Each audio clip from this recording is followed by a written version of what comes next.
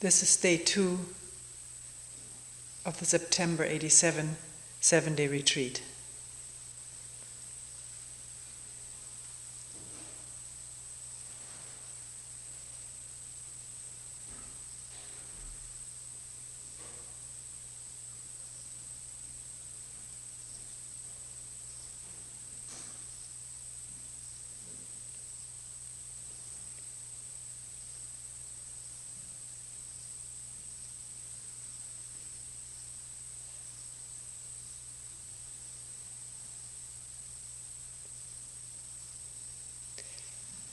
In considering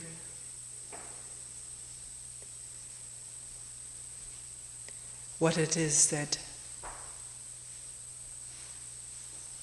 we bring up together in the personal meetings, outside of retreat or right here during retreat,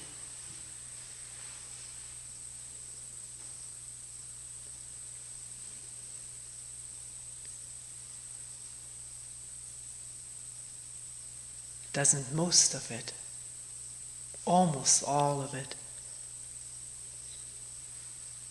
involve the activity of memory and thought, image and idea,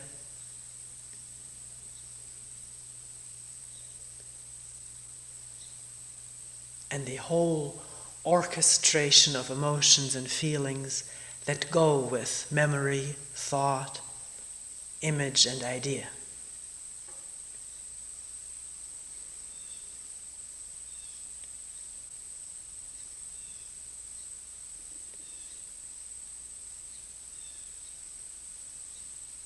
One may think, be absorbed or gripped by remembrance of a mistake one made.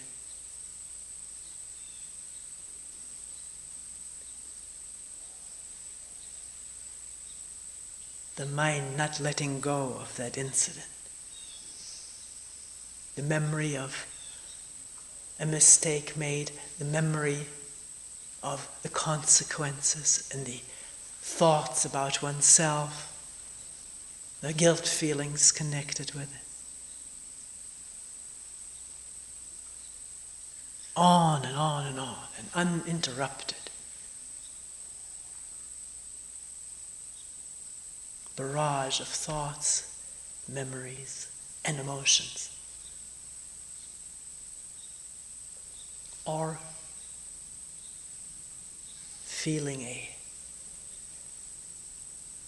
more or less constant level of anxiety or frustration.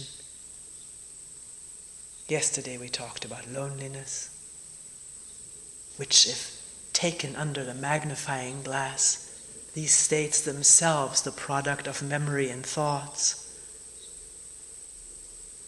but arising from these states of anxiety, frustration, or loneliness, fantasy.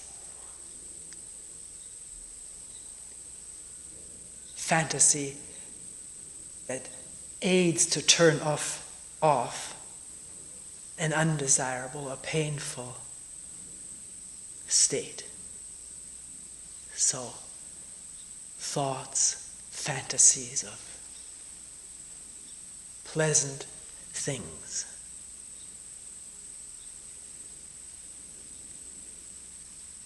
Of the past or of the future, it doesn't matter, it's all memory.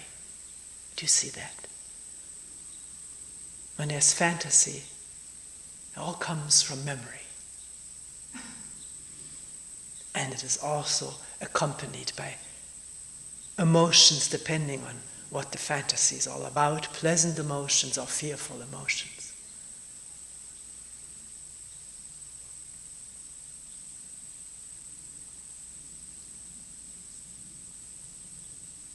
Any personal problem that one may have on the job or in relationship with the family, with a husband, wife, or the person one lives with or is close with. Thought tries to solve that problem.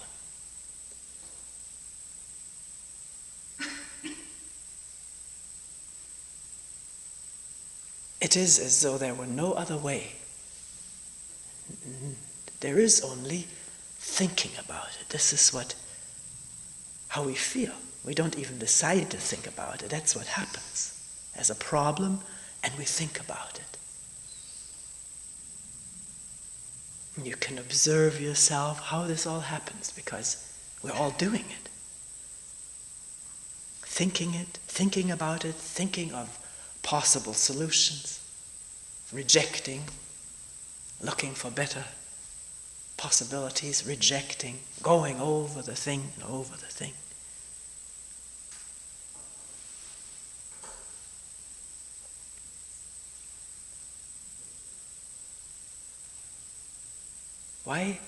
Why this almost exclusive activity of thinking, memory and the thought that issues from memory with the accompanying emotions?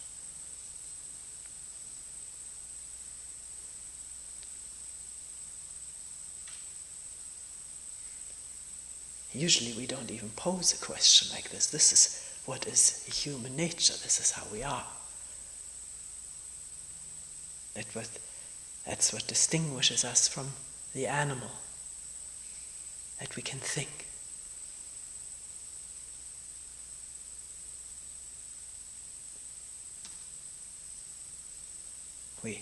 We are raised in school and preschool to solve problems.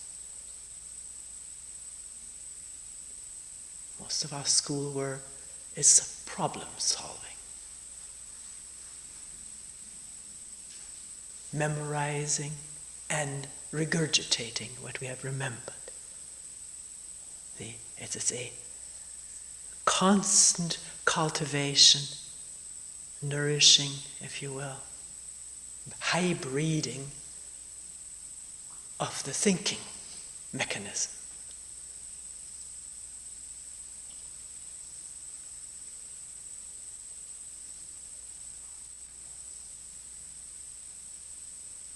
There's no time of stillness in school. Has been argument over the years whether there should be a prayer before school starts, but that's also thinking. Thinking of God or the Savior or Jesus or whoever one has been trained to think as the content of one's prayer.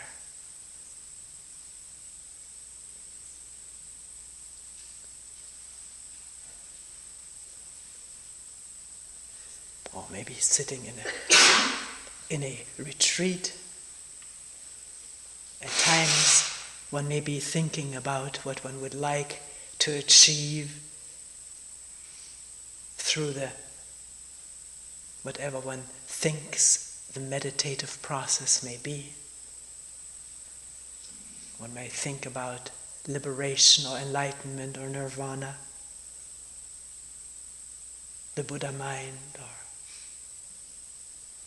or whatever one's memories provide to think about.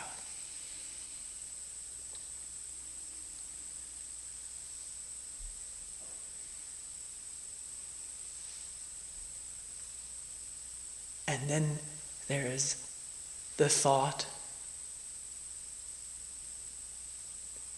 what a bothersome thing constantly to think. The involvement, the emotions that spring from the thoughts, the frustrations, the constant busyness of the mind, and the thought, how can I get rid of thinking or be done with it? Control it, suppress it.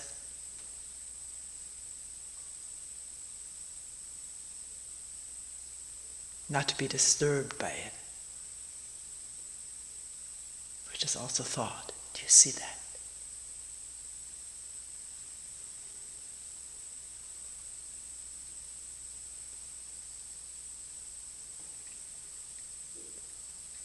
Although usually what we want to be rid of are the disturbing thoughts. We don't mind the pleasurable ones.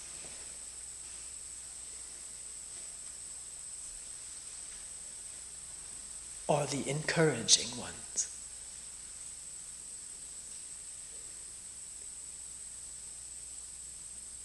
People ask me, isn't it good to have religious faith? Isn't there some real virtue or merit in it? Strength that comes from it? Recently we were discussing it, some of us, after a Sunday talk. And somebody kept bringing up knowing people who were in such dire straits, had such hard fate, difficult situation, and the belief in God or the faith that their religion provided gave them strength to face all the difficulties. And someone else who was in this group and where we were talking said, there are many different ways. Awareness is one way and faith is another. One cannot say that awareness is the only way. There are many ways, and who could say which one is right or wrong, better or worse?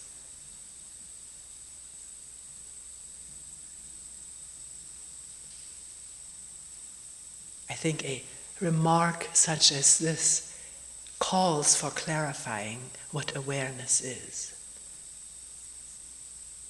and what thought is, including the thought that goes into faith and belief.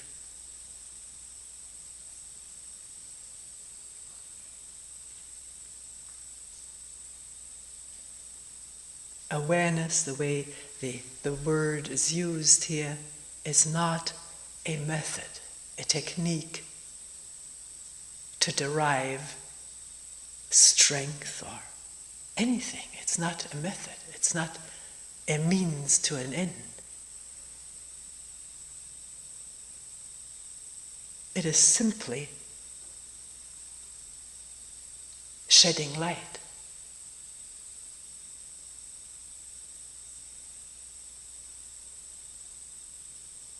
If something comes up, to see what that is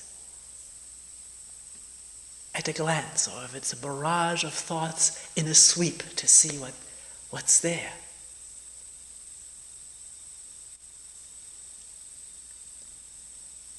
And if nothing comes up, then no motive, no goal to get something, to get someplace. That's thought. It is the openness, the silent, still openness of the mind.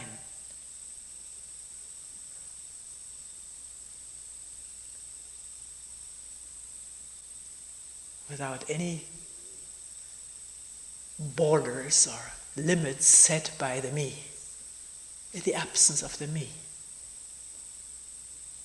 The me always sets limits, what it wants to get to, what it wants to become, what it wants to have or be.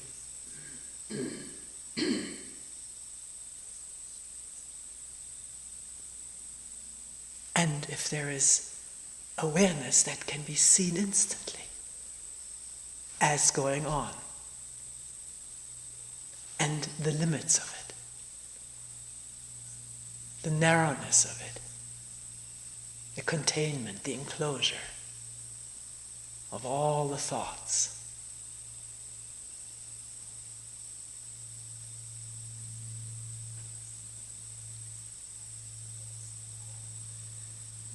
One person said, I'm not so sure anymore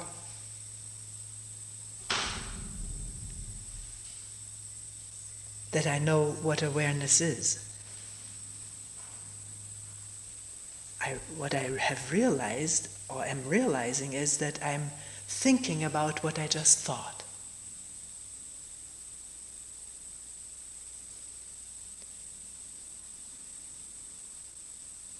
Meaning making internal, inward, silent commentaries, evaluations.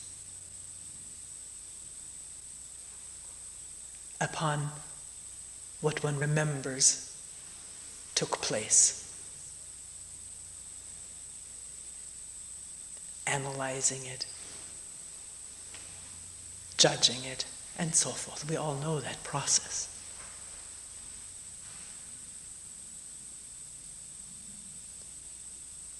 But that's not awareness, that is thinking, as this person put it this way, thinking on a different level about thought.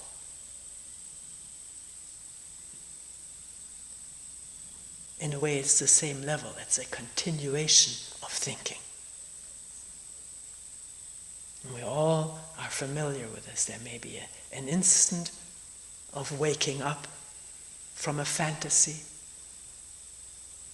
or the mind having churned over a past mistake. An instant of waking up from the total involvement in that process, and that mental process, mental/emotional, always emotions accompanying every thought. A moment of waking up and immediately thinking about what one now has become aware of as having taken place.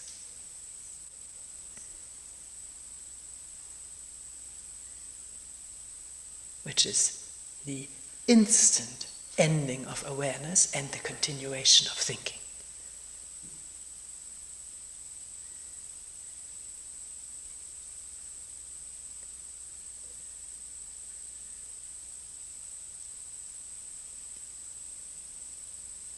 Conditioned thinking, because we are conditioned, have been all our life heavily conditioned to judge, to evaluate others and ourselves, because we have been evaluated all our lives from day one by our parents and elders, teachers, sisters, brothers, friends. And we have taken that evaluation by others upon ourselves.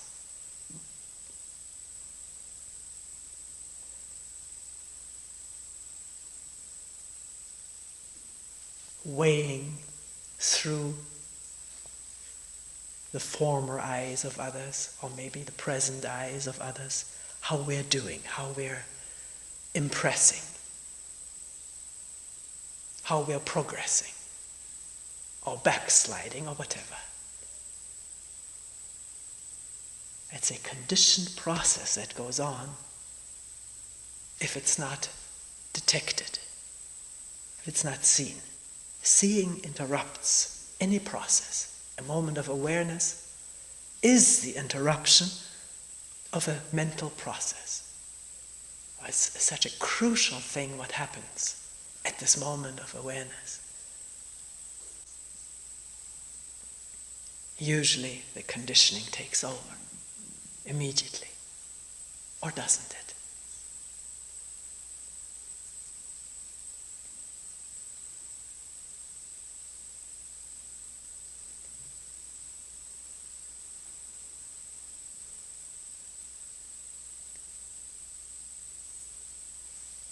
Thinking has become our world, our reality.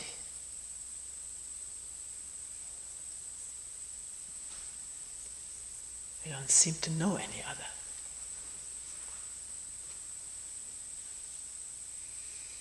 It is where we feel at home and also feel at dis-ease, at ease and at dis-ease.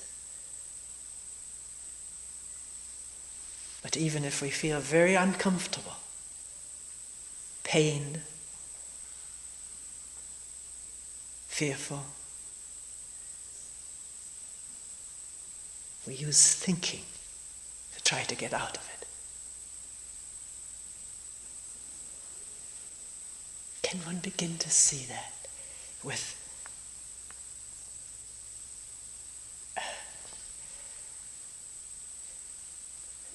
not evaluating it as desirable or bad or good or unfortunate or human, but just to see it, that this is what is going on.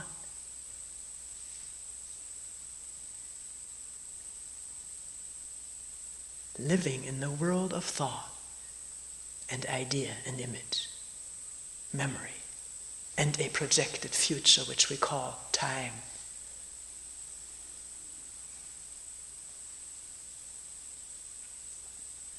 Taking it for so real, so unalterable, so for granted, that this is all that can take place for a human being.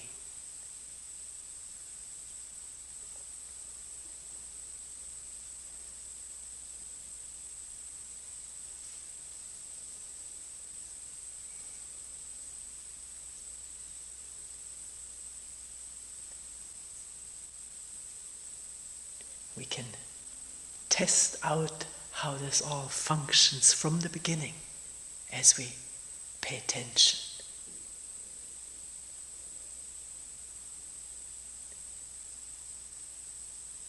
A sound being heard.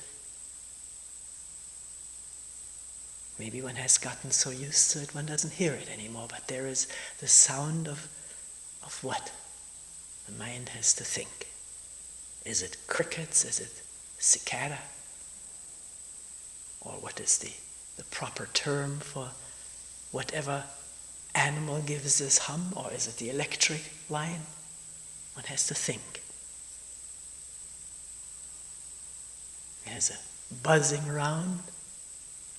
The mind tries to figure out, what is it? Is it flies? One fly or several flies? Maybe a bee, but a bee would sound a little bit different. One evokes the memory, compares. One can visualize, and there can come like and dislike. Why are there flies in here? They may land on me and tickle my chin. You see, no more listening, but thinking. The constant, it's like a beehive constantly hives added, or what are these little things called? Cells added to this enormous hive in which we live, buried.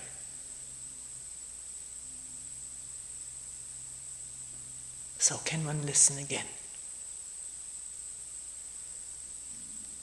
Listen to the sound that's there. We're right now, because we're talking with each other, we have to use words, or else we would just sit silently with each other, which we do the whole day long, except for this talk and meeting time. So, words are being used, but can there be awareness that the words that are being used, the hum, the buzz, that these words are not what they're actually referring to? Can one see the difference? The word hum of insects, those three words, hum of insects, are three words. But what is heard is not a word, is not a thought.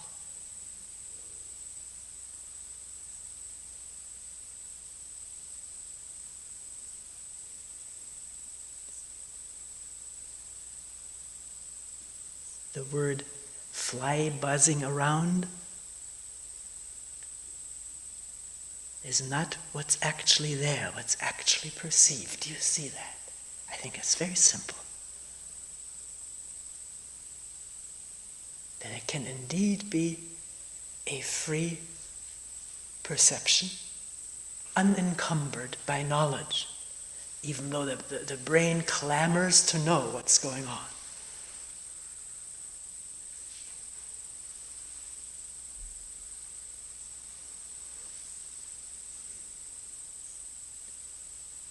Can one feel that clamoring to know what's going on? It's a process that takes place. In your sitting, you can observe it. It can come into awareness very clearly that one is trying to figure out what is going on.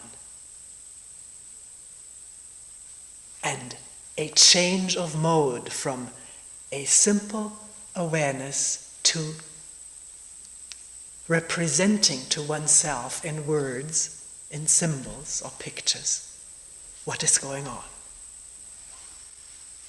That's how the brain functions. That part of the brain. The brain is also involved in the perception. But that involvement can be simple, without any interpretation. Just what's there.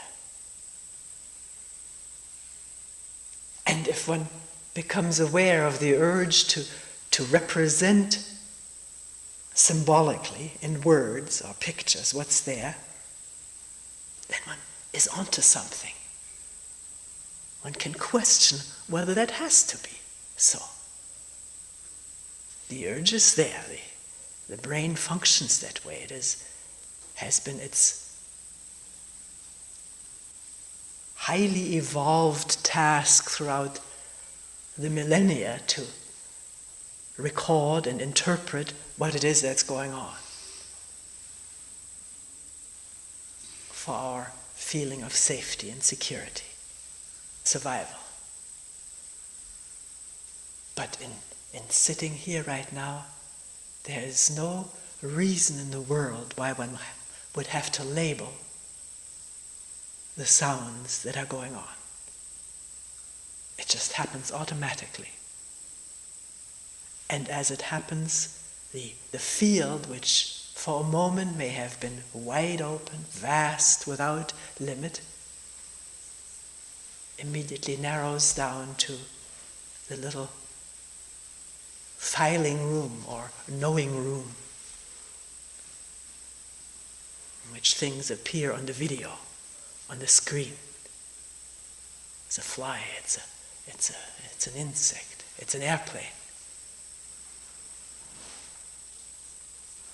And one may observe further that with the labeling, knowing what something is, comes a reaction, almost inevitable. I like that or I don't like it. It's pleasant or it's unpleasant.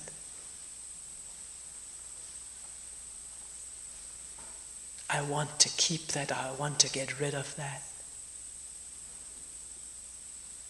And with these further reactions, all of them conditioned by our past, the wideness and openness and stillness of awareness is gone.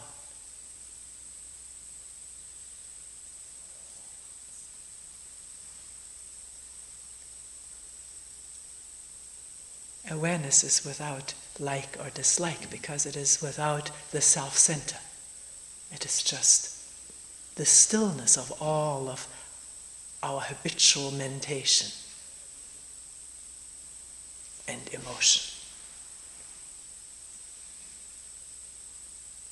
And the understanding that our habitual mentation, mental work, is very limited.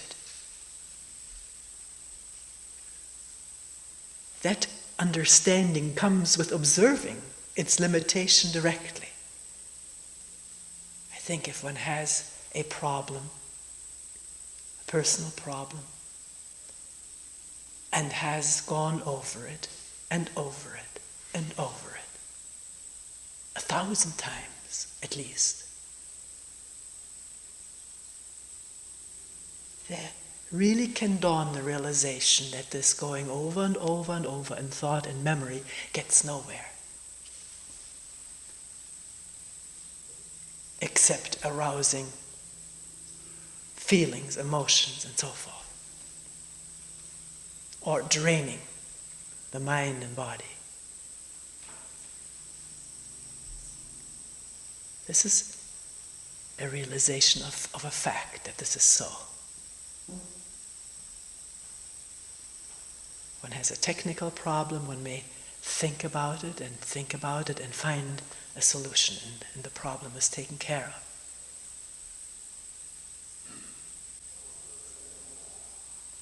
But psychologically, one has to observe for oneself whether the going over and over our psychological problem by thinking about them, imagining things, how things should be or could have been,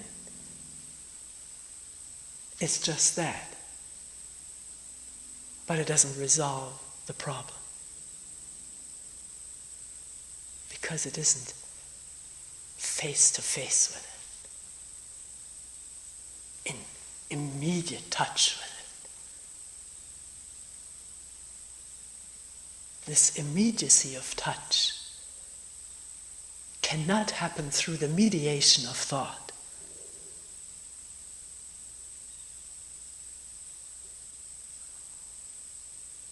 Thought can never be in immediate touch.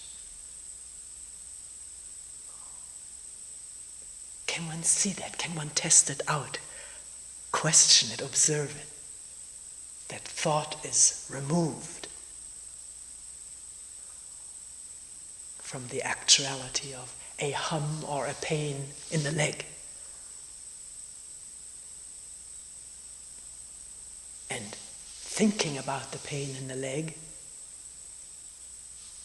does not touch that pain. It may make it worse. Because thought tends to imagine things getting worse or things being unbearable. It comments and evaluates and projects into the future. And since, as we've said, due to observation, to close, constant observation, that every thought is accompanied by physical feelings and emotions, thought about pain compounds the pain. Whether it's emotional or physical pain, this is something, a simple fact that is observable by anyone who is at all interested in finding out about how this whole human organism operates, functions.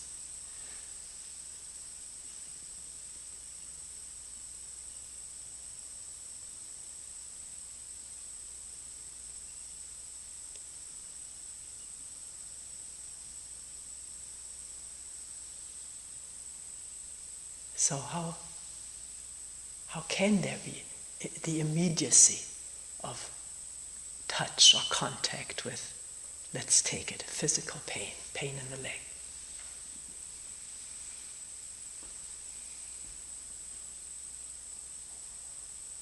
I think it has to start with the understanding of the limitation of thought.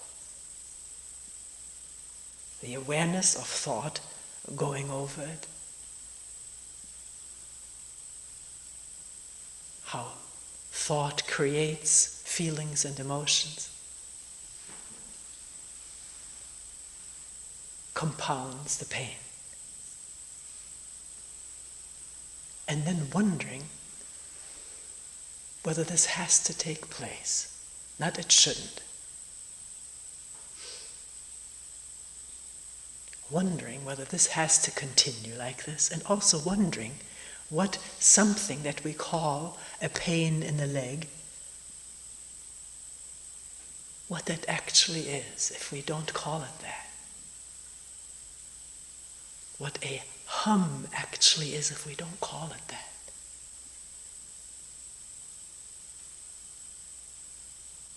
If we start from not knowing it.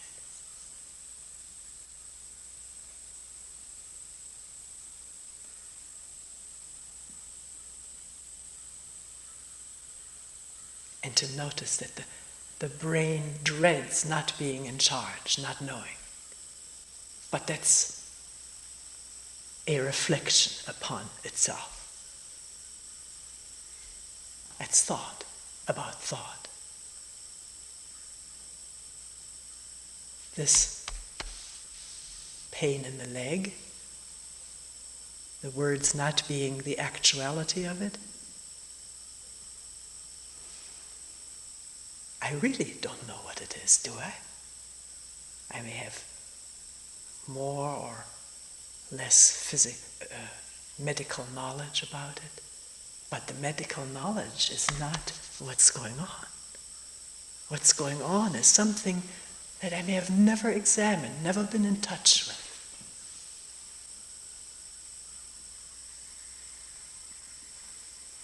May never have been in touch with the sounds there.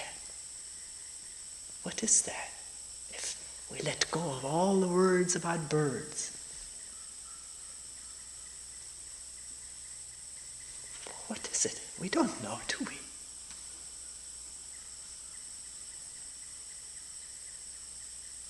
We don't need to know. All we need to do is listen.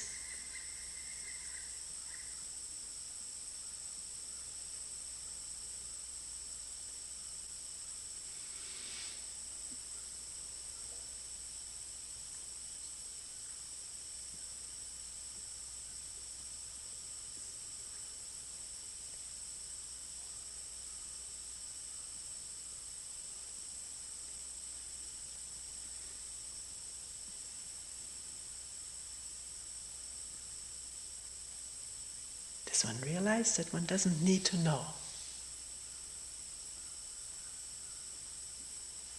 Most of the things that are concerning us in order to be in touch with them. Obviously, are things we have to know. If the pain in the leg persists, one sees a doctor. But he may not know either, he may just give words.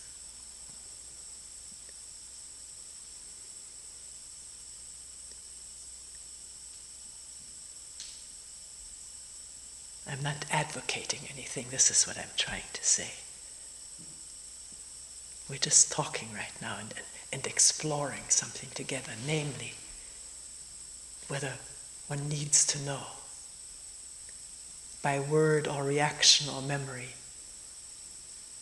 what the sounds are, what the feelings are. One doesn't even need to call it feelings or sounds.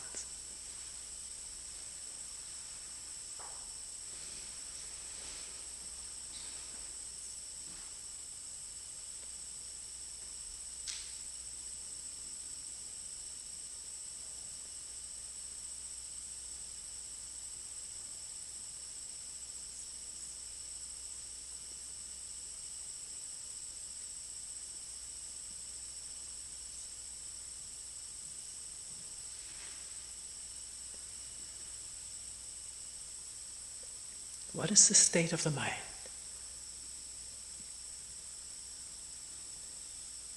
Evaluating itself? Maybe saying she's talking about something that I don't have. Can one listen to that as one listens to the hum? It's taken place. If that thought indeed has come up, just listen to it. Not be caught up in it. It's an old conditioned response. Somebody else has something that I don't have.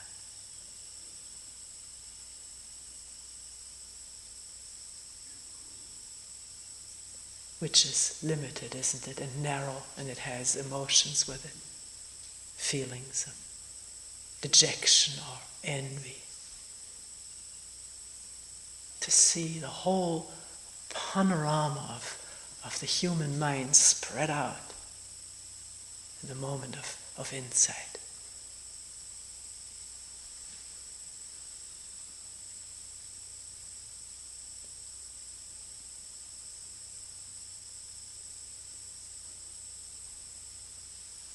Whatever's going on in the mind, if they're thoughts, see them at a glance and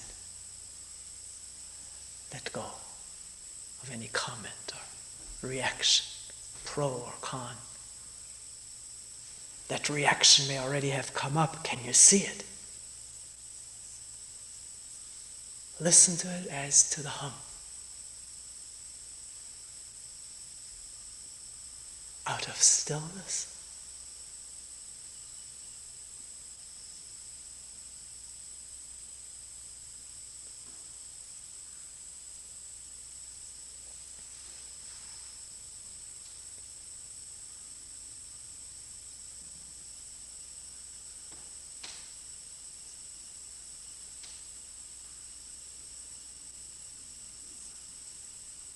See, awareness is not selective. It doesn't have a choice. Just whatever comes up, whatever thought is there it is. That's all.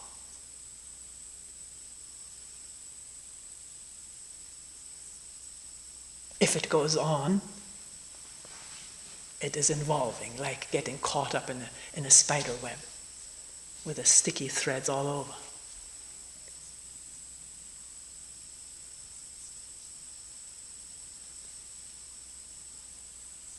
But there's nothing that is so sticky that there cannot be a waking up to that. Totally having been caught up in this thing here, again one says. One doesn't have to say anything. See it, that's enough. In awareness which has no goal, no motive, no self-center, no evaluation, there is an entirely new intelligence that's operating, which is not the intelligence of knowledge and thinking and learning and memorizing. It's the intelligence of seeing, and that operates.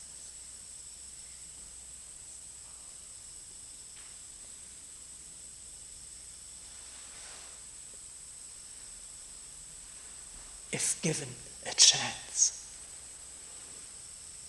Not immediately our habitual conditioned responses to what we become aware of has just happened.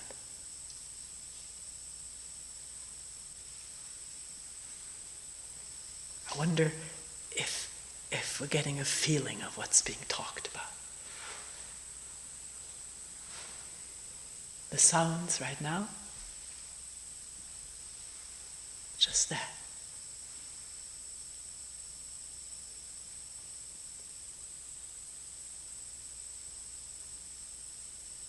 No need for label. If the label has happened, it's just the label, it's not the sound. The sound is already over. The reaction may still be there. But it can be seen.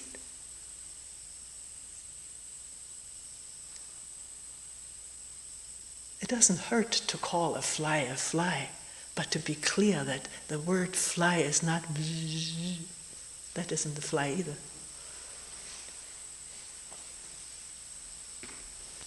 Do you see a new way of being?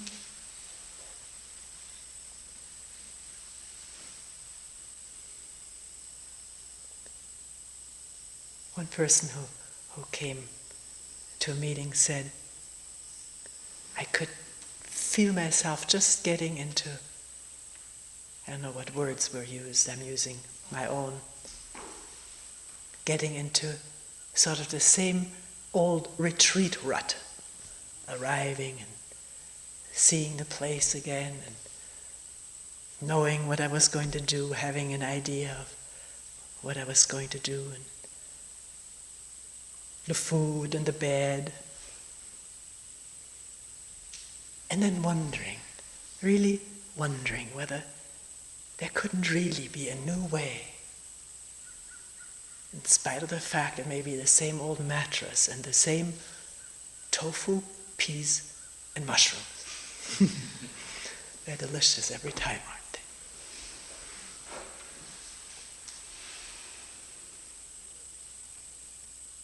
But it's a good thing to become aware how one is trying to settle into something familiar, be comfortable, and forget all about the rest.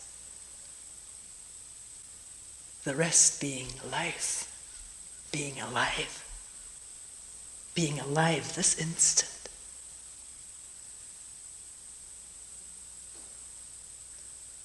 Alive to everything that's going on, inside and out.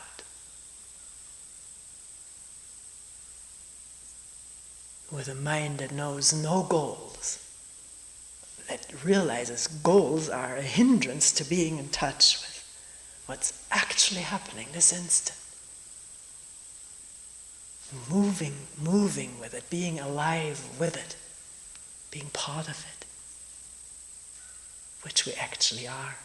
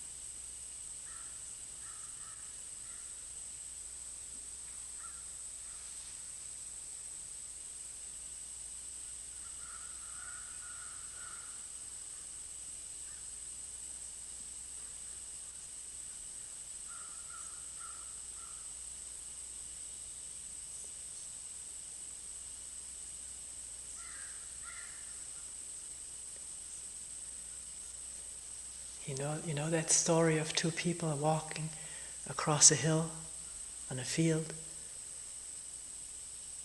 and some crows flying over, and one asking of the other, "What are those?" And the other saying, "Those are crows." And the first person says, "Well, where have they gone?" And the other person says, "They have flown far away." And then the first person tweaks the nose of the one who has all the answers.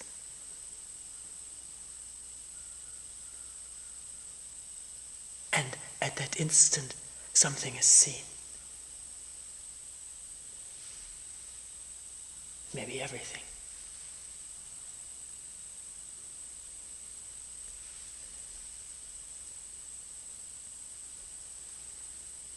It's a world without here and there, yesterday and tomorrow.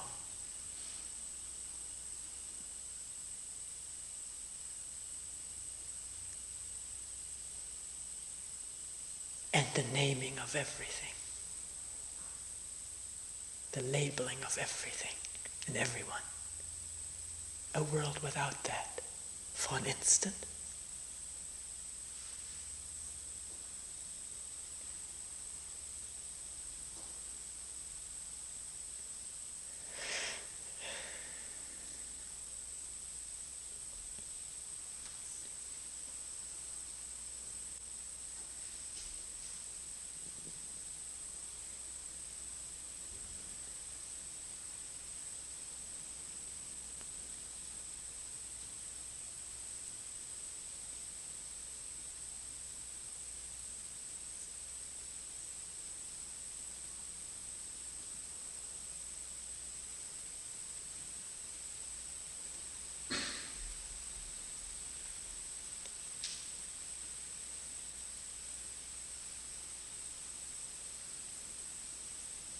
You know, when we ask, "What is this?" we don't have to answer with a word.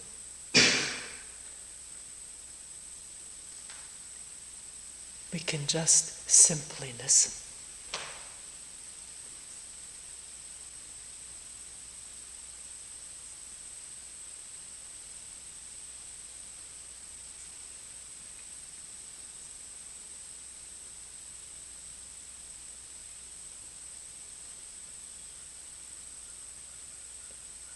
And also listen to the words that may come up. It's the same listening.